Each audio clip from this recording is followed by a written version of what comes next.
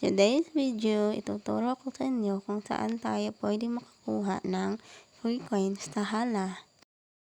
Punta lang tayo sa my room, tapos dito makikita natin ang mga naka-party line. Hanap lang tayo ng room na may red pack. Pindutin lang ito at tayo makapasok na sa room.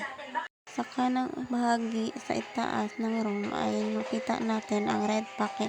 Hintayin lang natin matapos ang oras, saka natin pindutin. Dito sa Hala ay hindi po pareha ang coins na makukuha. May malalaki, mayroon din kakaunti lang.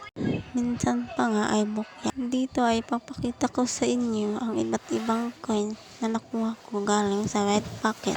Punta lang tayo sa ating profile at pindutin ang coins, check details. At dito na nga ay nakikita na natin ang mga list kung saan natin nakukuha ang coin.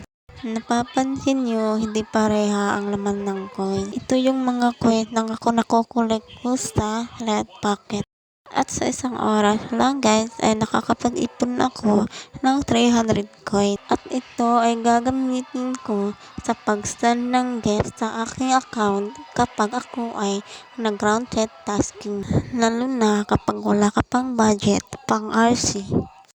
Ito pala ay ilan lamang sa mga coins na kukuha ko. Tanging sipag lang ang kailangan natin dito para tayo ay kumita.